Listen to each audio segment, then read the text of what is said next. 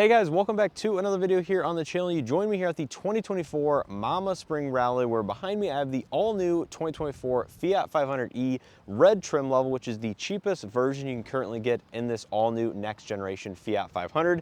And in this video, we're gonna do a quick walk-around tour of this particular vehicle. I'll show you around it, show you the features, options, everything like that. Then take it on a quick test drive on the street, give you my quick driving impressions, and just do a general quick review on a vehicle like this and see what Fiat's latest generation of 500 has to offer and really what makes this vehicle quite unique. So like I said, the vehicle in front of us is the red trim level. They also have the Inspired by Beauty in the rose gold exterior. So I'll go ahead and throw a quick clip of that on the screen if I can grab one. But this vehicle is finished in the red exterior. I believe it only comes in red, black, and white paint colors for this particular trim level. And this is gonna be the cheapest one that you get, and this one as stickered is right around the $34,000, including destination and everything like that. Now, starting at the front end of the Fiat 500 electric, you will find a very similar styling to that of the last generation. So certainly a evolution of design, keeping, with the 500 theme over the last several decades in the entire lifespan of this vehicle. You do have the LED running lights that are currently enabled, LED turn signals down below, as well as your LED projector headlights as standard. You can see the electric has a much more closed off grille design than that of the internal combustion engines of the last generation, with the 500 spelled out here in the upper section, with a little bit of additional opening that is paint matched body color, so it kind of hides it a little bit more down below for the grille section. And then there is going to be a small aerodynamic treatment, or I can't tell if this is quite fake or functional, right there on the corners. It kind of does look fake and closed off there, just to help overall style the front fascia. But let me know what you guys think down in the comment section below of the front end. I do also like these kind of wing out sections with the Italian flag kind of colors right there. Certainly a unique styling element right there when looking at it from the front. But coming around to the side of the 500e, you can see a really bubbly shape, if you will, quite rounded. I do like the integrated touch type door handles, which we'll take a look at here in a second. But coming to the wheel and tire setup, this is going to be a 17-inch gloss black and machine finish alloy wheel, 205, 45, 17-inch Centuria P7 all season. So probably more of an eco-focused tire, but still going to be a little bit on the sporty side. And given the fairly small side wheel, should give it pretty good handling characteristics. Body color mirror caps, I do believe they are going to be heated, although they might not be on this particular vehicle, given it does not have the heated seat package. It does have the touch type and proximity entry here with these. So it's simply you reach in, press a little button on the inside, and then to lock it, you do press that little touch sensitive icon right there. You have the 500 electric integrated here in the rubber windowsill, and then coming out back, the LED lighting will continue on with the tail lamps right here. And then your reverse lights are going to be located here in the middle section of the rear bumper. You do get rear parking sensors as standard, which I really do appreciate that. There's the backup camera, red Fiat 500 logo up here on the hatch, so it kind of blends in with the paint. There's another 500 electric with a teal outline to it, rear window wiper, and that is pretty much going to do it for the outside. The charge port is located here on the passenger side rear, so you simply open that, manual design. It does support level 1, 2, and DC fast charging, albeit the DC fast charging is going to be a little bit on the slower side, but given the small battery pack of this vehicle, can DC fast charge or even level 2 charge quite quickly, so you're not going to be spending a ton of time charging this vehicle if you are looking to get it for either a city commuter car, maybe take it on a very short road trip, given it doesn't have more than 150 miles of range, especially out on the interstate or high consumption areas. But that is going to be a look at the exterior. Now, taking a look on the inside, obviously this is going to be a kind of 3-door vehicle with the 2 hatch doors and then the trunk area. But this one is going to have the cloth interior as standard. If you do want a vegan leather option, you do have to go to the Inspired by series. Mostly hard touch plastics. You do have a cloth insert for the armrest. There's the power windows, mirrors, and locks. You have the emergency release door opening button right down there. And I believe it does have the standard 6-speaker audio system if you're interested in that. 6-way manual seat, so it does have height adjustment via that lever, and then of course slide and then recline for the other adjustments. There's the red piping with the cloth seating surfaces, just to know that you got a 500 red. And then taking a look at the dashboard, it is obviously going to be color coordinated to the exterior paint that you do choose. So stepping inside, you're going to find a somewhat familiar layout to that of the last generation, with just a lot of updated technology and a slightly larger interior given the new physical footprint. So in front of the driver, you're going to find either a 7 or 8 inch fully digital cluster that is going to be controlled here on the left side of the steering wheel. So I don't know all of the exact pages that you can go through, but you can see you do have a little pop-up at the bottom. That looks like you can put the built-in navigation up here, which is fantastic. There's the audio, vehicle information, driver assistance technologies, trip information, and then you do have a home screen, which gives you your digital speed readout, eco charge, power monitor, everything like that, and a lot of useful information. Coming back to the steering wheel, this is going to be a nice eco-friendly leather-wrapped steering wheel. There's the audio multimedia on the left side, regular cruise control on the right side. Unfortunately, if you want adaptive cruise control, I believe you have to step up to the Inspired by series. And then on the back side, I believe you have some audio multimedia rockers or something to do with the regenerative braking. Looks like you do have lane keeping assist in this vehicle along with the automatic headlights. There's the automatic rain sensing wipers, so that is great to see. To the left of the steering wheel, it looks like we have traction control off, gauge dimming, as well as maybe a fog light or high beam functionality adjustments for the headlights. And then coming over here to the infotainment system, like I said, this is, I believe, just over a 10-inch infotainment system. Stellantis' latest screen and UI layout, specific to the Fiat 500 or the Fiat brand in general. And then it does have comfort settings for climate controls, built-in navigation, wireless Android Auto, Apple CarPlay. It does have Sirius XM, AM, FM, USB, Bluetooth inputs as well. And I'm not going to give a quick run through because I don't have a ton of time with this vehicle, but as you can see, there is the dedicated EV consumption page with current battery level, estimated charge time to 100%. And yeah, pretty cool layout, very high resolution, huge upgrade over that of the last generation, obviously. So props to Fiat for offering that. Lock and unlock, there's the single zone automatic climate control, wireless charging pad here in the center console in this kind of cutout. Really appreciate that, very ergonomic spot to place your phone. Gear shift selection for the single speed forward and reverse. Looks like there's no storage cubby down there, although it looks like it. Drive mode select, you do have 3 drive modes. You have normal, range, and Sherpa. So I think normal is obviously going to be the normal one. Range is going to be the eco-friendly, and Sherpa is going to be the sport mode. You have a volume knob down here in the center console, as well as your electronic parking brake. USB-A, USB-C charge ports, 12-volt outlet. Nice center armrest with additional storage space. And it looks like, unfortunately, it does not slide forward and back, so that is a little bit of a bummer. You have the nice lighter cloth interior. Looks like no vanity mirror, so that's interesting. But you have your SOS, assist button, overhead incandescent lighting, manual dimming interior rear view mirror, and obviously no sunroof or cabriolet at this moment. But let's go ahead and take a look at the back seat real quick. Ingress is very tight, just like that of the last generation. And here in the back of the 500e, yeah, I would say there's not really that much more space than that of the previous generation. So, yep, despite it growing in size, the back seat is still not going to be a place that I would care to be, given my head's crammed in the headliner and the headrest is on my neck and I don't have any leg room. So that's a bummer. I thought it was going to be a little bit bigger back here. Now coming to the cargo area, just really quick before we get into the driving section, there is going to be a decent and usable day-to-day cargo area underneath this vehicle. A little light on the left side. Underneath the floor, it looks like you do have your charging equipment for level 1 and or level 2 and a tire mobility kit in case you do get a flat tire. And then finally wrapping up here on the passenger seat. Unfortunately, you do not get height adjustment over here, so just a manual 4-way seat with the slide and recline functionality. And that is pretty much going to be it as far as the interior of the Fiat 500e electric. So with all that information in mind, let's go ahead and jump inside. Obviously the camera's already set up. Take it for a quick spin and give you my quick driving impressions before we round out this video. This vehicle is based upon being a battery electric vehicle upon its, design and origination. It's the only way that you can now get the Fiat 500 here, both in the United States or North America and overseas.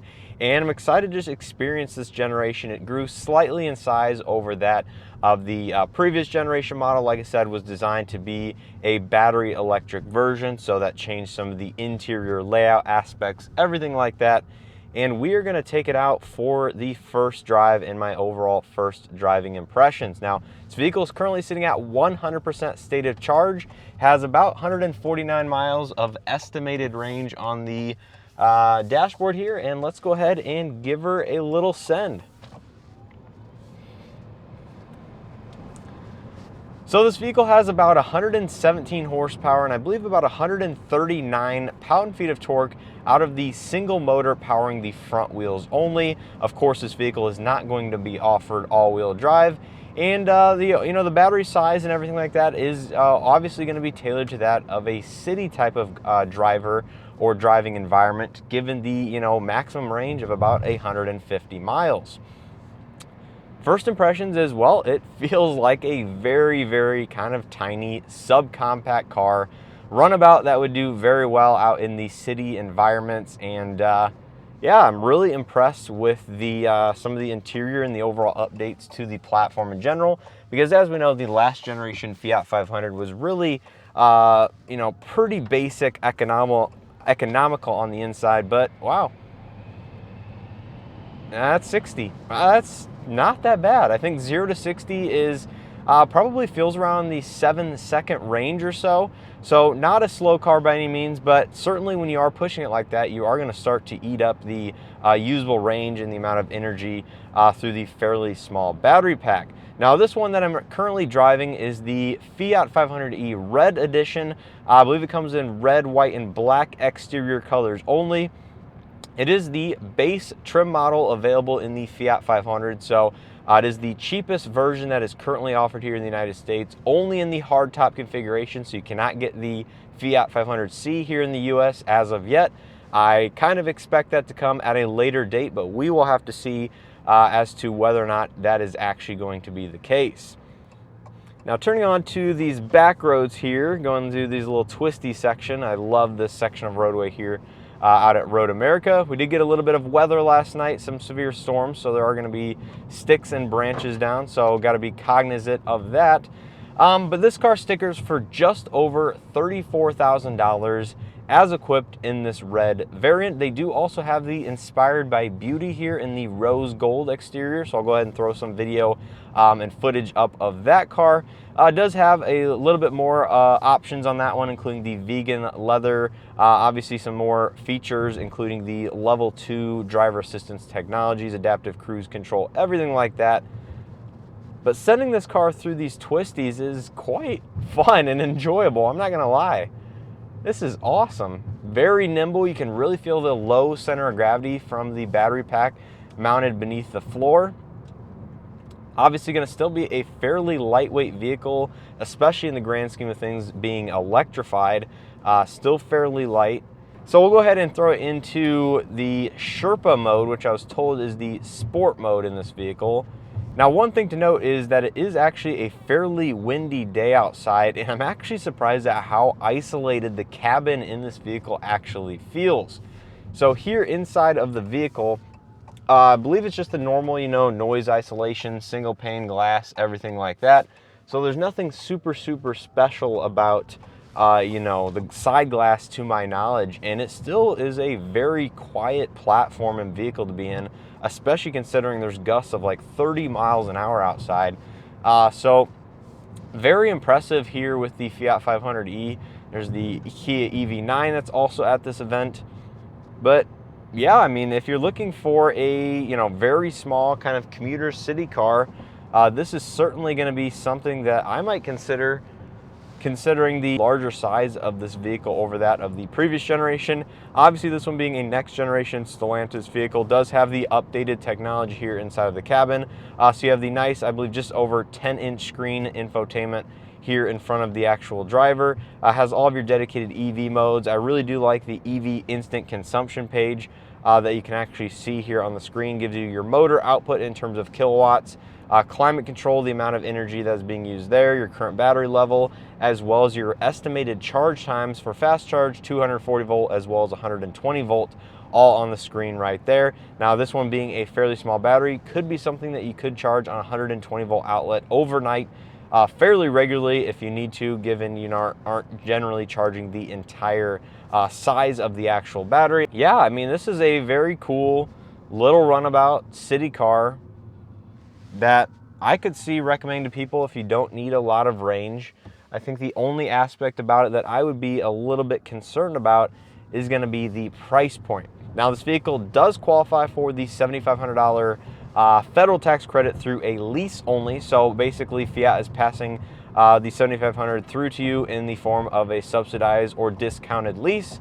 So if you're thinking about this car in the mid $20,000 range, I think that is much more tolerable than that of the $34,000 starting MSRP, and that only goes up from there depending on the trim level that you do choose. One of the big competitors that comes to mind, at least in my opinion, even though the physical size doesn't necessarily compete, is going to be the Hyundai Kona Electric. Now, I have a lot of time behind the wheel of the Kona Electric, and that car also starts in the low $30,000 price range, and you have substantially more range and a vehicle that will give you a larger footprint, overall size, which you may or may not want.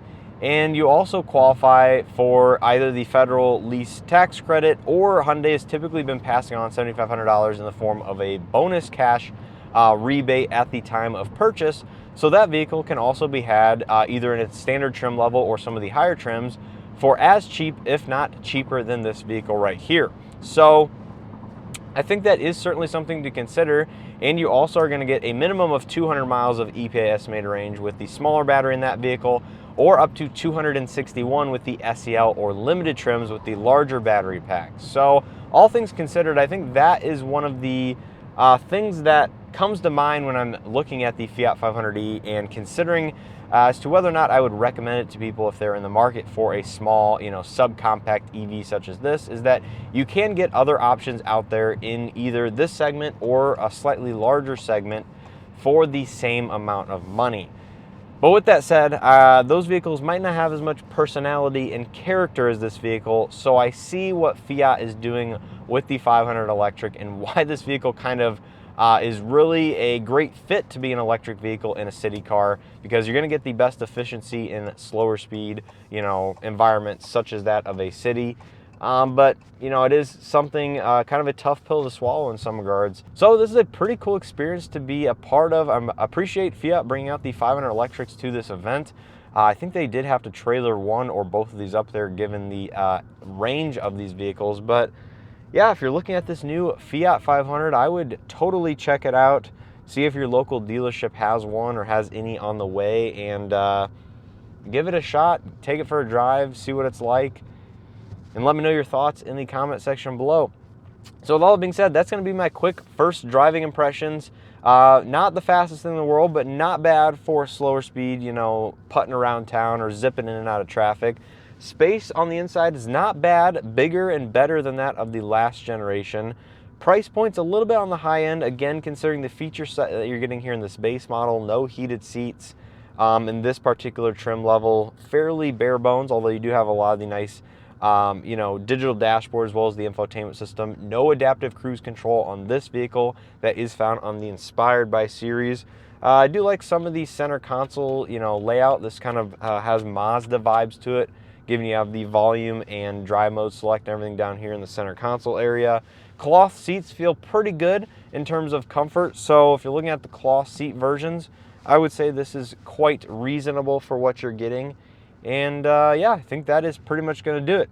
If you guys enjoyed this video and or found something helpful, make sure to hit that like button below as always. I really do appreciate the support. Subscribe if you haven't already, and let me know your thoughts on the all-new 2024 Fiat 500 electric down in the comment section below.